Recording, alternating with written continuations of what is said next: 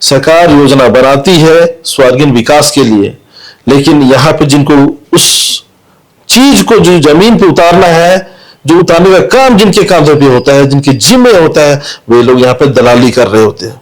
मैया सम्मान योजना जिस प्रकार से चलाई जा रही है राज्य सरकार के माध्यम से, तो मैया सम्मान में युवा भी है, वयस्क भी है ना, 18 से 50 गए, तो यहाँ पर ये तो इसमें युवा भी शामिल है वहां पे, है ना, फीमेल, लेकिन मेल के लिए विशेष तौर पे, है ना, यहाँ पे ध्यान देने की जरूरत है।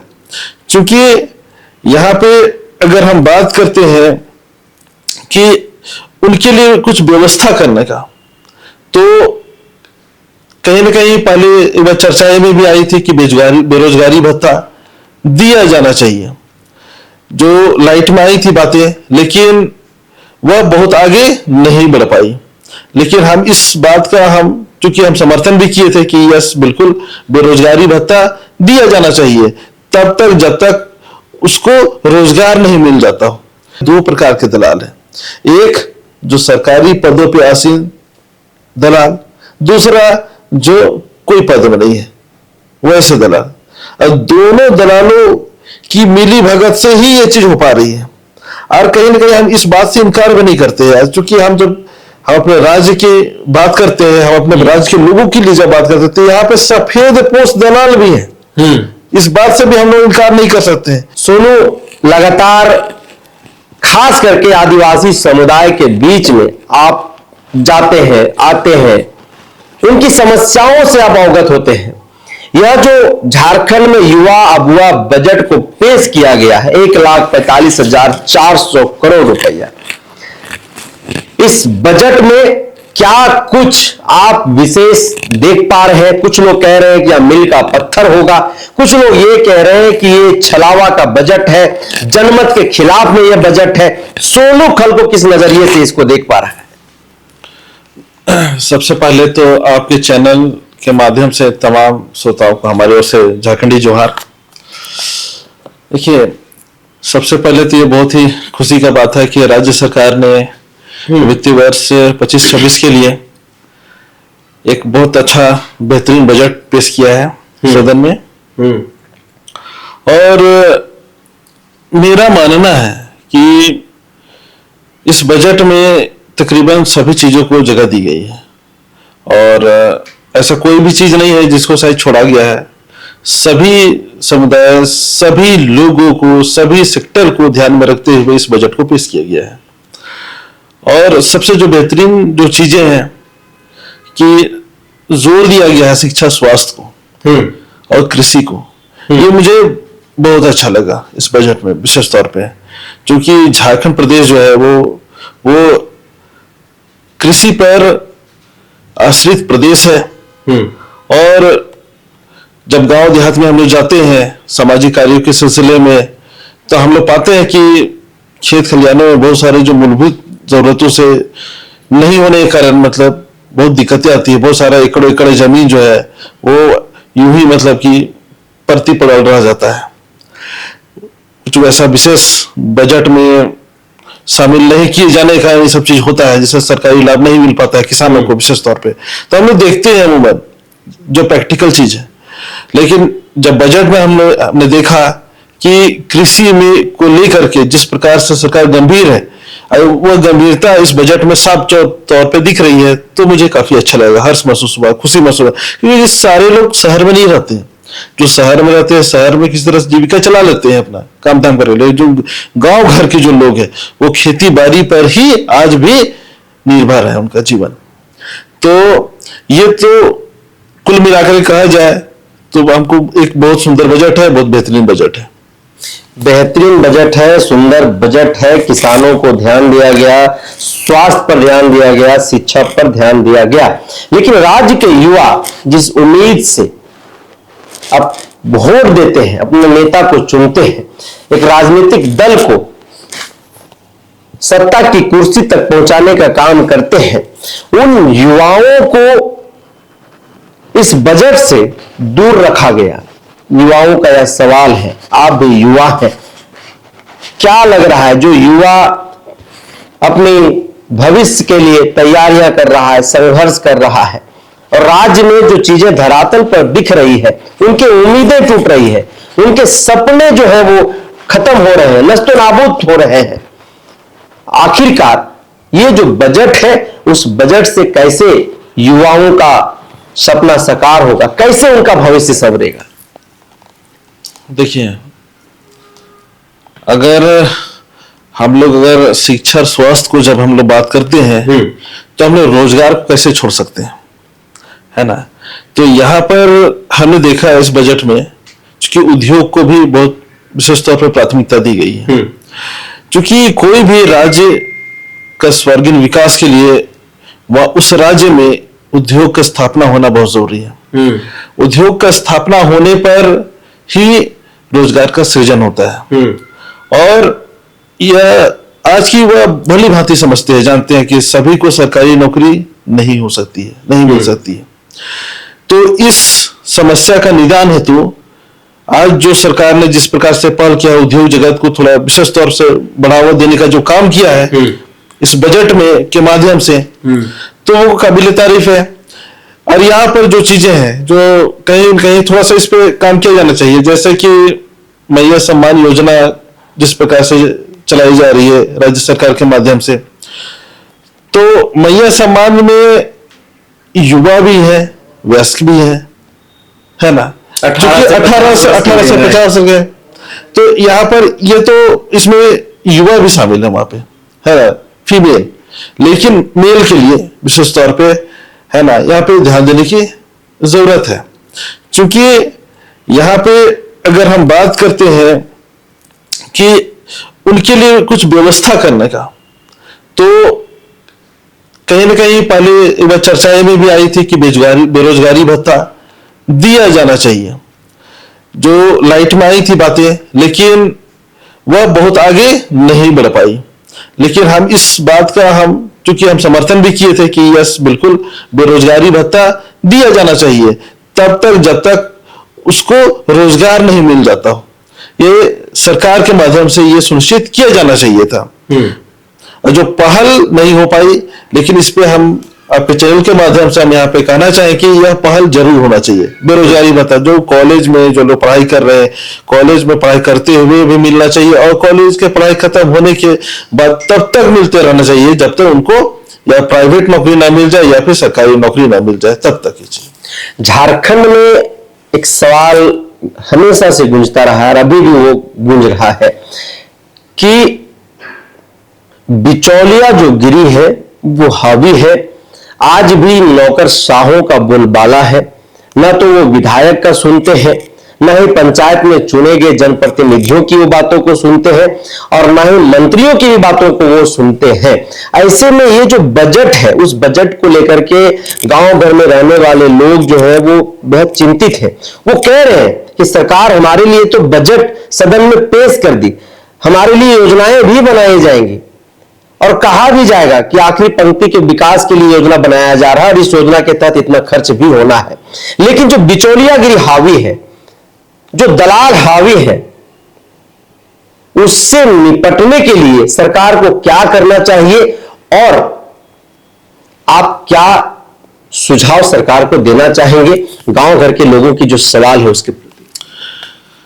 देखिए सर, ये बहुत ही गंभीर मतलब सवाल है, क्योंकि आज के समय में जो हालात है वो हालात से ये जो बिचौलियों के कारण या कहे कि सीधे तौर पर उन दलालों के कारण जो अंतिम व्यक्ति है राज्य का, उसको सरकारी लाभ नहीं मिल पा रहा है और नहीं ले पाने से वे वंचित भी हो जा रहे हैं। अगर हम लोग इसको गंभीरता पूर्वक अगर देखें इस मामले को, तो हम लोगों को सीधे तौर पे हम लोग को प्रशासनिक तौर पे सशक्त होना होगा। क्योंकि अमूमन देखा गया है कि हर कहीं न कहीं मीडिया के माध्यम से ये अमूमन बात निकल कर ही जाता है कि फलना ब्लॉक में घूस लेते गिरफ्तार, अंचल में अधिकारी घूस लेते गिरफ्तार, और यहाँ पे इस प्रकार का जो चीजें आज प्रचलन में बढ़ रही है दिनों दिन, कारण क्या है? कारण है कि यहाँ दो प्रकार के दलाल हैं। एक जो सरकारी पदों पे आसीन दलाल, दूसरा जो कोई पद में नहीं है वैसे दलाल। और दोनों दलालों की मिली भगत से ही ये चीज हो पा रही है। और कहीं ना कहीं हम इस बात से इनकार भी नहीं करते हैं, क्योंकि हम जब हम अपने राज्य की बात करते हैं, हम अपने राज्य के लोगों के लिए जब बात करते हैं, तो यहाँ पे सफेद पोस्ट दलाल भी हैं। इस बात से भी हम लोग इनकार नहीं कर सकते हैं। जो योजनाएं जो बनाई जाती है सरकार के माध्यम से, उन योजनाओं को धरातल पे उतारने के लिए इन दोनों का ईमानदारी पूर्वक काम करना बेहद जरूरी है। तभी जाकर के जो सपने हैं राज्य के वो साकार हो पाएंगे, जो सपने हैं राज्य की जनता की वो साकार हो पाएगी। अन्यथा ये बीच के जो लोग होते हैं, ये बीच के लोग ही सारा का सारा योजनाओं को ध्वस्त करते हैं। सरकार योजना बनाती है स्वर्गीय विकास के लिए, लेकिन यहाँ पे जिनको उस चीज को जो जमीन पे उतारना है, जो उतारने का काम जिनके कांधों पे होता है, जिनके जिम्मे होता है, वे लोग यहाँ पे दलाली कर रहे होते हैं। आदिवासी समुदाय के विकास के लिए, दलित समाज के विकास के लिए, पिछड़ा वर्ग समाज के विकास के लिए इस बजट में जो राशि दी गई है, जो प्रावधान किया गया है, वो 3000 करोड़ रुपया के आसपास में है। क्या लग रहा है कि यह बजट, खास करके आप आदिवासी समाज से आते हैं, आदिवासी समाज के लिए कितना कल्याणकारी होगा? यह बजट ठीक ठाक है समाज के विकास के लिए, या फिर इसमें और भी ज्यादा बजट का प्रावधान करना चाहिए? तब बढ़ा चढ़ा करके आप कैसे देख पा रहे हैं इसको? देखिए, सबसे पहले तो ये जो बजट है 3000 करोड़ रुपए के जो आसपास है, ये बजट को हम अगर मेरे जो विचार से हम कहें तो ये 25-26 के दरमियान जो है ये पूरा पैसा आदिवासी और मूलवासी कल्याण में खर्च हो जाना चाहिए। खर्च हो जाने पर ही इस राशि का पूर्ण आकलन हो पाएगा कि यह सफिशिएंट है या फिर इसमें और भी इजाफा की जानी चाहिए। क्योंकि अभी अगर हम पेपर वाइज अगर कहें तो ये उचित नहीं होगा, क्योंकि जब तक हम इस राशि को 100% हम खर्च ना कर दें और उसका जो आउटपुट क्या आता है उसको हम देख लेंगे। क्योंकि इनपुट के लिए हम लोगों के पास यहाँ पर जो राज्य सरकार के माध्यम से 3000 करोड़ रुपया, ये 3000 करोड़ रुपया कोई मामूली रकम नहीं है। अगर ईमानदारी पूर्वक अगर यहाँ का झारखंड प्रदेश है जो अनुसूचित जाति जनजाति परिवार के जितना जो है पिछड़ा वर्ग पिछड़ा परिवार जो है उन सभी के लिए उत्थान के लिए ये राशि निर्धारित की गई है। तो हमारा एक ही मांग होगा इस राशि पे कि इस राशि को इस बार 25-26 के दरमियान खर्च कर पूरी ईमानदारी पूर्वक, पूरी निष्ठा पूर्वक इसको खर्च किया जाए। आदिवासी समाज आज भी मुख्यधारा से कोसों दूर है, आज भी यह समाज के मुख्यधारा से जुड़ नहीं पाई है। झारखंड में 33 प्रकार के अनुसूचित जनजाति निवास करते हैं, 28% इनकी आबादी है। आज भी ये जंगलों में ही रहते हैं और इनके बीच में अवेयरनेस कार्यक्रम, इनके कल्याणकारी योजनाओं को जो है धरातल पर उतारने की जरूरत है। अगर हर बार की तरह जो कहा जाता है कि आदिवासियों के लिए जो फंड रिलीज किया जाता है वो फंड खर्च नहीं हो पाता है, वो वापस चला जाता है, इसके पीछे का कारण आप क्या मानते हैं? क्या इच्छा शक्ति नहीं होती है, या फिर जो नौकरशाह के लोग ऊपर बैठे हुए हैं जिनके जिम्मे योजना बनाने की एक जिम्मेवारी होती है, वो लोग नहीं चाहते हैं कि पैसा खर्च हो, या फिर क्या कुछ आपको लग रहा है इसमें? देखिए, वही बात हो गया यहाँ पे कि सब कुछ होते हुए भी कहना कि अभी कुछ हैया नहीं है। यहां पर देखिए, सरकार ने वित्तीय वर्ष 2025-26 के लिए इतना सुंदर बजट पेश कर दिया। हर उस समुदाय के लिए कहीं ना कहीं एक बहुत सुंदर तरीके से बजट को समाहित करते हुए बनाया। अब यहाँ पे राज्य के जो प्रशासन है यस, बिल्कुल कि उनके कांधे में डेवलपमेंट का समझिए कि पूरा का पूरा जिम्मा होता है, इंप्लीमेंट कराने का पूरा जिम्मा उनके कांधों पे होता है, और समय दर समय उसका आकलन करने का भी उनके जिम्मे होता है कि हमारा जो भी योजना है सही तरीके से क्रियान्वित हो रहा है या फिर नहीं हो रहा है, उसका भी आकलन करने की जिम्मेवारी होती है। यानी कहा जाए तो रीढ़ के समान होती है प्रशासन, और इस रीढ़ में अगर हेचपेच होना चालू हो जाए, ईमानदारी रूपी अगर दवाई ना रहे, तो फिर तो चाहे 5 लाख करोड़ का भी ले आइए, चाहे कतनों करोड़ का लेकर के आइए, कागज में ही सिमट कर आ जाएगा, होगा कुछ भी नहीं। पर यहां पर सबसे बड़ी जो चीज है कि आज भी जो आदिवासी समुदाय जो है आज भी जंगलों में विचरती है, आज भी यहाँ के जो मूलवासी समुदाय है आज भी पहाड़ पर्वतों के बीच में रहते हैं। लेकिन यहाँ पे बार बार आदिवासी समुदाय ने कहा है राज्य सरकार को या हर सरकार को, जितने भी सरकारें आई गई है ना, हर सरकारों से एक ही बात को कहा है कि हम आदिवासी का विकास आप हमारे अनुरूप करिए। आज विकास के नाम पे सिर्फ और सिर्फ आदिवासियों का जल जंगल जमीन से सिर्फ और सिर्फ बेदखल करने का ही काम हुआ है, उद्योग के नाम पे हुआ है, पलायन के नाम पे हुआ है, विभिन्न प्रकारों से इतना ज्यादा अगर दमन शोषण हुआ है तो वो यहाँ के आदिवासी मूलवासी समुदाय का हुआ है। और सबसे बड़ा जो चीज है वो है डेवलपमेंट के नाम से। तो आज भी आप जाइए गांव घर में, जो डेवलपमेंट के नाम से थोड़ा सा मन भयभीत हो जाता है लोगों का कि फिर डेवलपमेंट के नाम फिर जमीनें तुम्हें एक्वायर कर लेगा, फिर डेवलपमेंट के नाम पे फिर कुछ करेगा और हम लोगों की बेदखल कर देगा, हम लोग जमीन से, हम लोग का जंगल से। क्योंकि अमूमन राज्य सरकार में जो भी आए गए सत्ता में सभी ने कभी भी कहा जाए तो ये चीज को सर्वोच्च प्राथमिकता देते हुए कभी नहीं कहा कि आदिवासियों की जो विकास है उसकी जो रूपरेखा है वो उनके अनुरूप तैयार करने का काम करे।